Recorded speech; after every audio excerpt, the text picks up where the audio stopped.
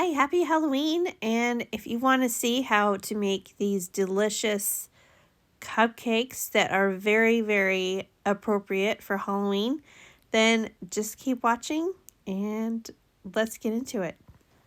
So to start this recipe off, I'm going to melt some butter.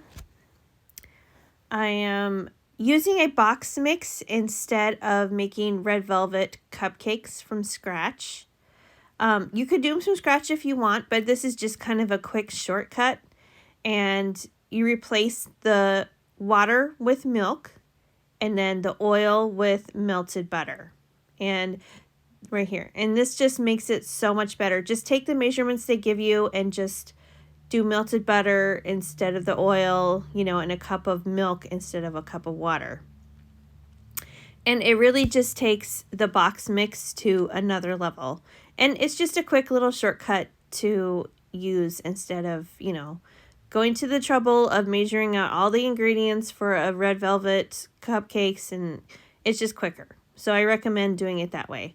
So you just prepare it all to the box directions. Just do it just how they say. And then bake off your cupcakes. Let's see, what does it make? Like 18 or something? I don't know, but 24? I don't know. Just spray your cupcake pan. I didn't pick up any liners at the store like a doofus. So we just put them in the wells just like as they are, and it's just as fine. But it is a little bit more festive with the liners. But anywho, it's okay. We just take a medium scoop and just kind of fill up each well about 3/4 of the way full. And then they just bake off according to the package directions, the box directions. Okay, and then moving on. This recipe says to use buttercream frosting, but we don't think that buttercream frosting is as good as cream cheese frosting, so we went with that instead. So just, if you want to do the buttercream, just do it like it says in the recipe, or use your favorite cream cheese frosting recipe. So that's what we're doing here. And it just turns out so much better. But I will link this recipe for you in the description box, just like I say in every video, it seems like. Oh, and hey, don't forget to subscribe, please. If you haven't subscribed to my channel already, I upload every week new dinner recipes a lot. And I like to do a little baking too. And every so often, I'll throw in a little craft. But for the most part, my channel is all about baking, and I would love for you to please subscribe and come back every week. Okay, so what my daughter is doing here, she put down a piece of saran wrap on the counter, and then you just kind of fill up one side of the saran wrap with the frosting, and this process here just makes it so much easier to fill up your piping bag. Now, you don't have to use a piping bag. You could just frost the cupcakes with just like a knife or a little spatula, and that's all you need. But my daughter really wanted to use a star tip and a disposable piping bag. So you just fill up the saran wrap with the frosting, and then you just put it into the piping bag like you see here. And you don't close the ends, you just keep, an end open so that you can pipe the frosting out easier. And see, look, it's clean. It's kind of a neater process, like unmessy, than just trying to fill it up, because it can get very, very messy trying to fill up a piping bag. So this is just a really quick and easy way to fill a piping bag. So now my daughter is frosting the red velvet cupcakes. Red velvet is her most favorite. She loves it. So she was very excited about these cupcakes. So we're just frosting each cupcake, getting all the way to the edge, all around. Have a nice little tip at the top, a tippy top, a little there. I don't know what I just said there, but anywho, it looks good. That's what I'm saying. It looks good. So yeah.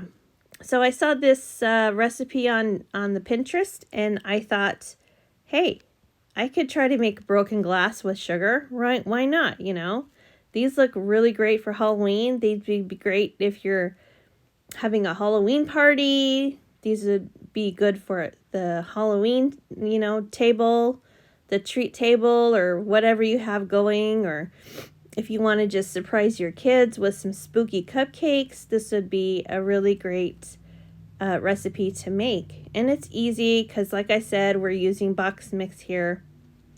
And so now moving on to the fake blood.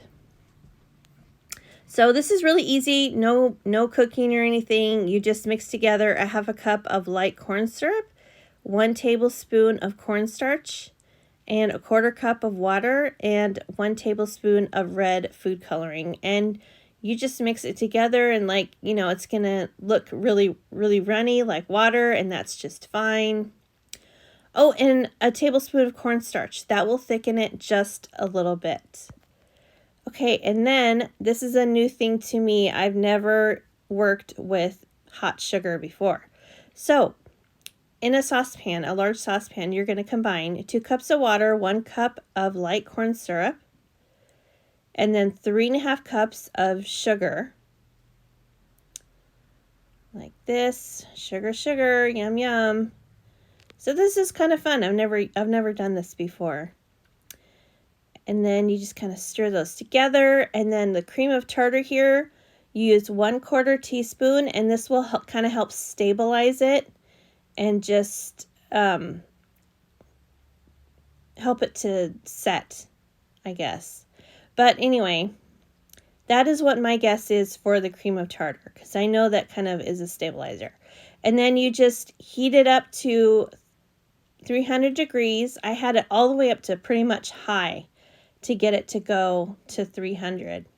And it says to whisk consistently while it's boiling.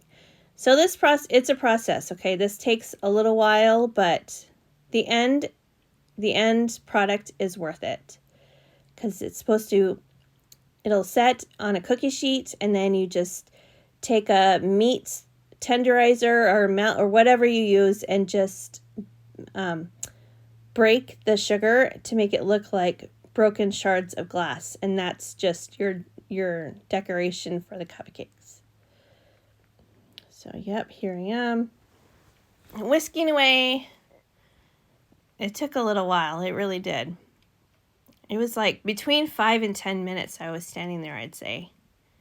Maybe closer to 10 minutes. But when you do this, be very, very careful because sugar is very, very, very hot. It was hard to read on my little thermometer here. It kept the condensation made it hard to read. Look at me and my big words. Okay, and then carefully, very carefully, on a sprayed cookie sheet, I used a small one here. I could have gone a little bigger, and then the sugar would have been a little bit thinner and easier to work with, but anywho, this is my first time doing this, so I was quite proud of what I did anyway, even if it wasn't perfect.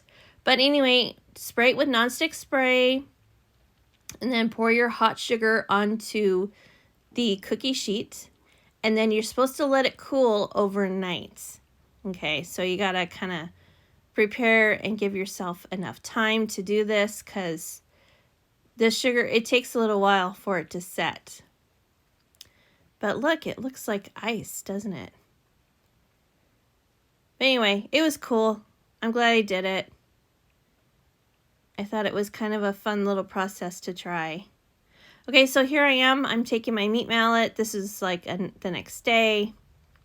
And I'm trying to crack it and break it into shards. But this was really, even though I sprayed the pan, it was hard to get out of the cookie sheet. So you're going to see me here struggle in just 3, 2, 1. Here we go. I thought a butter knife might help to try to get in between the sugar and the pan, but it was not budging at all. I was like, this is not working out very well. How am I going to get this out of the pan? So I was like, okay, I'll hit it one more time really hard, see if that gets me anywhere, and guess what? it did not get me anywhere fast. Okay, got me nowhere fast. So I had a brilliant idea. I'll just turn the cookie sheet over and hit the back of the cookie sheet with the meat mallet, and voila, it came out just easy peasy. So anyway, you're not going to really eat this part. This is just purely for decoration. This would just stick and pull your teeth right out of your head, so I suggest not eating the sugar, especially when it's as thick as what I have here. Okay, just didn't work. But it was a nice effect either way. So then you just take the broken pieces of glass and stick it in the top of your cupcake, like so. Don't these look good? These cupcakes, they turned out really, really well.